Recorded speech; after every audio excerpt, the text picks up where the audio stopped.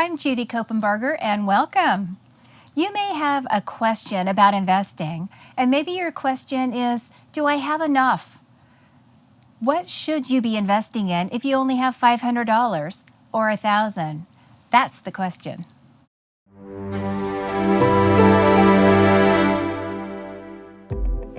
So let's suppose you only have $1,000 a month or even $500 a month to start with, and you want to invest and you have to do it yourself. What would you do?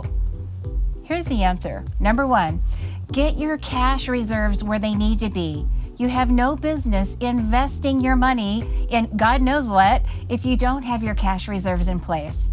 And as a rule of thumb, you want to have at least 3 months or so of basic expenses covered. Like if you had no income or something catastrophic happened and your income was shut off, could you survive? You know what that number is. If you take that 3 months times your basic expenses, total that up, that's the amount you should have. And if your cash reserves are not yet there, you are not sustainable. And most of the money, if not all of it, that you have extra, you're thinking about investing, that should go into cash reserves. Now, one thing you might consider is I feel pretty confident about my job, pretty confident about my health. I feel like if I needed to get my hands on money, I could. You might want to consider splitting the difference between cash reserves and investing it. So if you have a really great option at work, like a 401k or an insurance package or some kind of a SEP IRA, if that's available and you want to take that $1,000 a month that you have and put $500 towards cash reserves to grow it until it gets where it needs to be, and the other $500 towards investing, that wouldn't hurt my feelings. So you might consider some kind of a split of those dollars, and you're going to get to make progress in both areas at the same time. Once you have your cash reserves in place, let's invest, let's go. So when you invest, you want to make sure that IRS helps you. So I like to say sometimes, once in a while, Sam is your friend. And that's Uncle Sam, right? So when Sam is your friend, that means he's giving you goodies. He's got regulations, IRS rules that help your money grow faster. So you always want to invest in this order of priority. If there's an option available to you that's tax-free, you want to take advantage of something tax-free. If there's not, or if you've exhausted them, then you want to go to tax-deferred.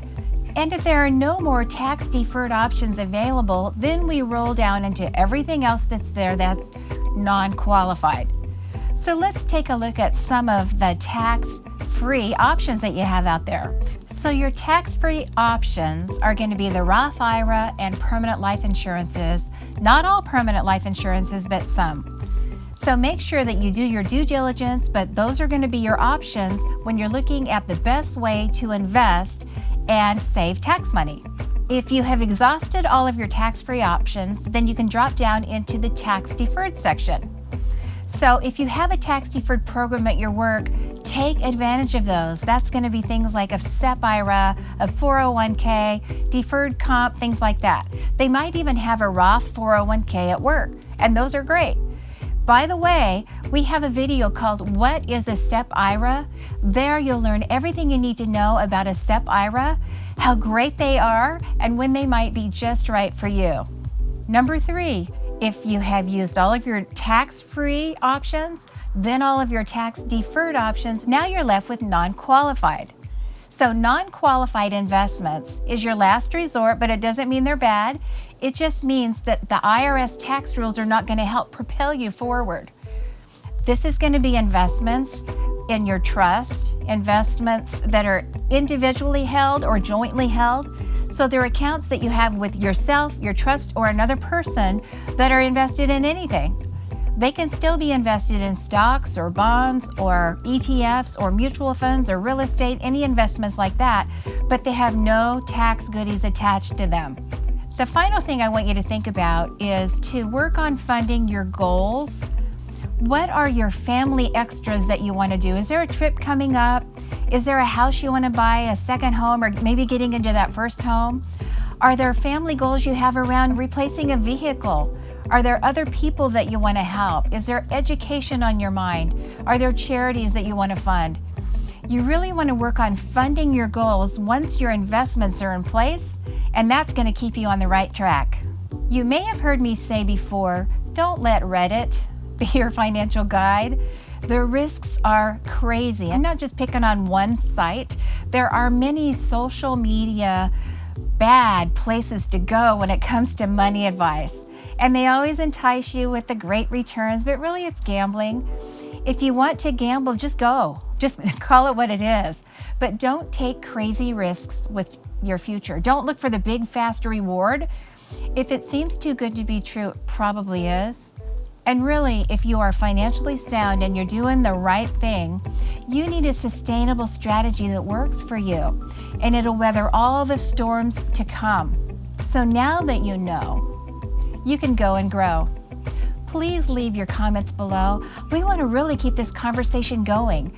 If you've had a great experience with a Roth or a SEP IRA or an investment program at work, or maybe something that you did with your spouse at home, let us know, and let's keep the conversation going with what worked and what didn't work. If you have made a whole bunch of money on Reddit, we want to hear about that. If you've lost your shirt, chances are you're not going to share, but we'd love to hear about that too. Please share this video. We want you to subscribe so you can receive new content as soon as it's available. You need to like this video and hit the bell so you'll know when every new, amazing, fantastic video comes out. You'll be the first to know, and they'll notify you automatically. I'm Judy Copenbarger. I'm glad you were here today. God bless.